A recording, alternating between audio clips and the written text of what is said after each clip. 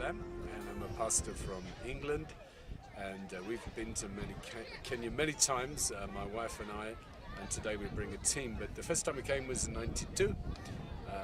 We were up in Molo, up in Albagan and Nakuru, and more lately linking up with Bishop Boniface Matiso from Crisco Church in Eldoret, and being able to do things on the local TV there. And now we've been able to come up with the presbyter who's over this region and to partner together to do a project with the Turkana people. It's common knowledge that the Turkana people are suffering at this time, and of course their suffering is not new. From the displacement more than 5.5 years ago. So we felt stirred in our hearts with the love of God to come from England, and I brought a team and to partner with the Bishop Boniface Matiso and Crisco Church to bring first of all, some aid. We brought some aid 4 months ago, some maize, beans and water, but we knew that really isn't enough, and so we brought maize, beans and water today, and we made a commitment to the Turkana here in this particular region that we would support them until we could get water.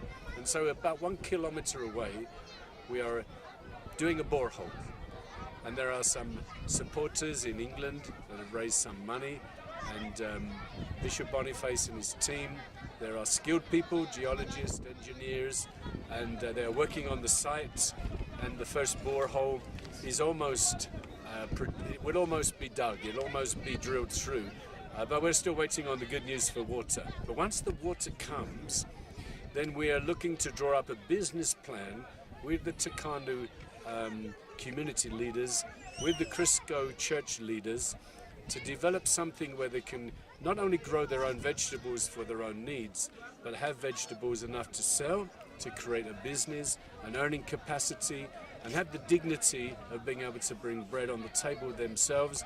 And we want to move away just from aid. As you know, aid can be toxic, as they say, can spoil people, because the first time you give aid is with generosity is received, but the second time with expectation, third time with it becomes a right, and the fourth time becomes a dependency. And so we don't want the Turkana to have to depend on us. That's not good. So we want to move away from just the aid side to actually give them the ability, as there isn't a better illustration really. You give somebody a line and they go and catch their own fish instead of just giving them fish. So we're going to try to give the Turkana, as it were, a line to catch their own fish, have their own livelihood, and have the dignity of earning, and then they can look after their own community and their own families. And we have a small part to play, but God loves the Turkana people, and we love them too, and so God has actually sent us. I believe God has heard their cry for help, and God is merciful. And God loves them, and just like the children of Israel when they were in slavery and they were crying out to God for deliverance, I believe God has heard the Turkana tribe crying out for help, for mercy from God, and God, I believe, is beginning to deliver.